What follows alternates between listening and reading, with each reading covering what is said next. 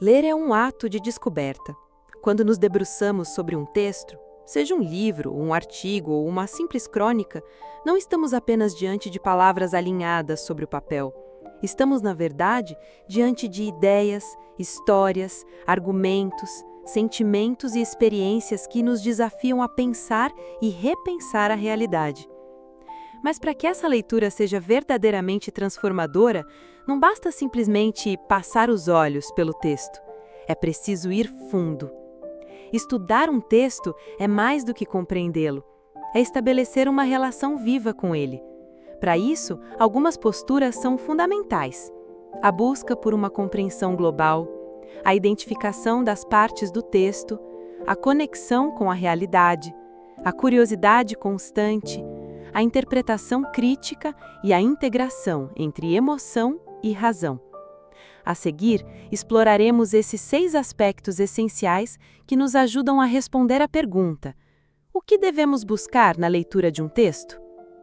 1. Compreensão global e visão do todo.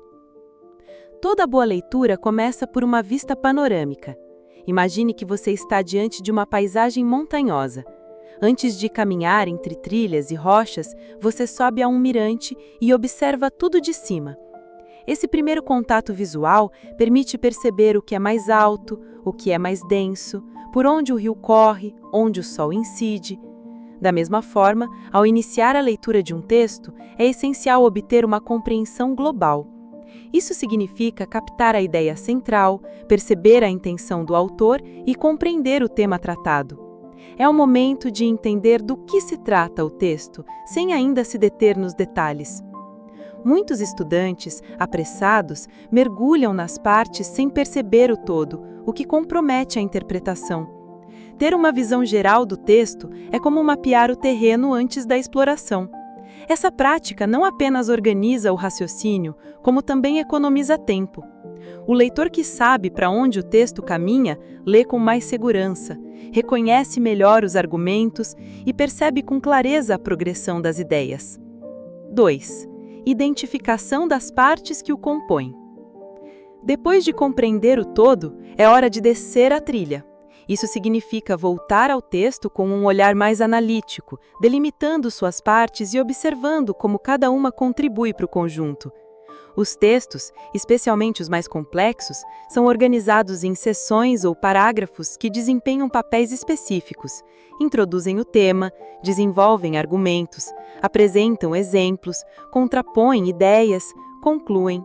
Identificar essas partes é essencial para não se perder em meio às palavras. Esse exercício, por vezes, é semelhante ao trabalho de um detetive, que precisa juntar pistas para entender o enigma. Ao reconhecer as funções de cada trecho, o leitor percebe como o autor constrói seu pensamento e como chega às conclusões. Mais do que compreender frases isoladas, esse processo permite enxergar a lógica do texto. O leitor atento anota, sublinha, destaca palavras-chave, mapeia conexões. Assim, a leitura deixa de ser uma travessia às cegas e passa a ser uma navegação com bússola e mapa nas mãos.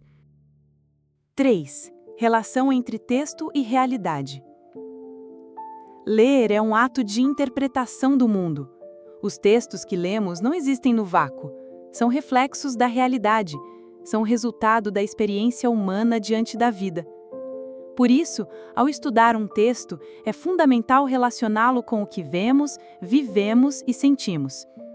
Um bom exemplo disso são os textos jornalísticos ou ensaísticos. Ao lê-los, inevitavelmente nos lembramos de fatos recentes, de notícias que ouvimos, de situações que presenciamos. Mas essa relação não se limita aos textos informativos. Até mesmo a literatura, com seus personagens fictícios, nos leva a pensar na condição humana, nas injustiças sociais, nas emoções universais. O leitor que conecta o texto à realidade desenvolve uma leitura crítica e ampla. Não se trata de simplesmente concordar ou discordar do autor, mas de compreender o lugar de onde ele fala e como suas ideias dialogam com o mundo ao nosso redor. Ao fazer isso, o leitor também passa a olhar o mundo de forma mais atenta e sensível. Ler bem é também viver melhor, e vice-versa. 4. postura de curiosidade e questionamento. O bom leitor é, antes de tudo, um curioso. Não se contenta com as primeiras respostas, não aceita facilmente afirmações categóricas. Ele pergunta, questiona, investiga. Essa postura inquisitiva é o motor da leitura crítica. Quando lemos um texto com essa curiosidade ativa, cada parágrafo é uma oportunidade de confronto. Por que o autor disse isso? Que dados ele usou? Qual sua intenção ao escrever dessa forma? Ao invés de ver o texto como uma autoridade inquestionável, o leitor se posiciona como parceiro no diálogo. Essa atitude fortalece o pensamento autônomo e evita que sejamos manipulados por ideias mal fundamentadas. Especialmente em tempos de excesso de informação, exercitar o questionamento se torna uma defesa essencial contra discursos enganosos. A curiosidade também nos leva a querer saber mais. Ao ler sobre um tema desconhecido, buscamos outros textos, vídeos, conversas. Esse desejo de aprender mais amplia horizontes e transforma a leitura em um processo contínuo e prazeroso de descoberta. 5.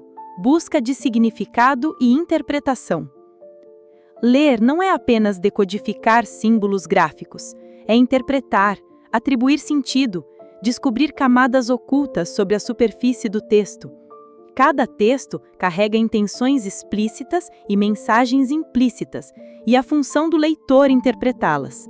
Isso não significa encontrar uma única resposta correta, mas sim dialogar com o texto, tentar compreender o que ele realmente quer dizer. Um bom exemplo está na leitura de poesias ou textos literários. O sentido muitas vezes não está nas palavras literais, mas nas imagens, nos ritmos, nos silêncios. Já em textos argumentativos, a interpretação depende da análise lógica, da clareza dos conceitos, da força dos dados. Nos dois casos, o leitor precisa trazer para a leitura seu repertório, suas vivências, sua sensibilidade. É esse encontro entre o texto e o leitor que dá origem ao verdadeiro entendimento. A interpretação exige tempo, paciência, revisões, e quanto mais exercitamos esse olhar interpretativo, mais perspicazes nos tornamos diante do mundo e da linguagem. 6. Integração entre emoção e razão. O ato de estudar um texto não é apenas uma atividade racional, envolve também o sentimento, a empatia, o envolvimento subjetivo.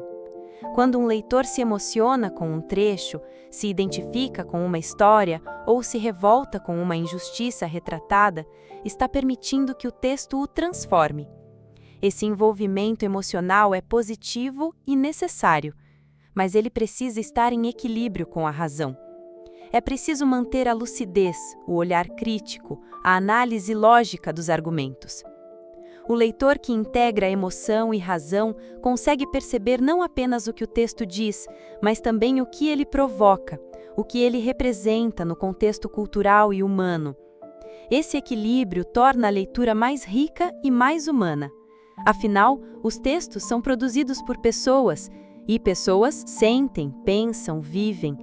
Quando estudamos um texto, estamos, de certa forma, encontrando outra mente, outro coração. E ao fazer isso, também nos conhecemos melhor. Conclusão. Estudar um texto é um exercício complexo, mas profundamente gratificante. Requer atenção, sensibilidade, espírito crítico e disposição para mergulhar no universo do outro.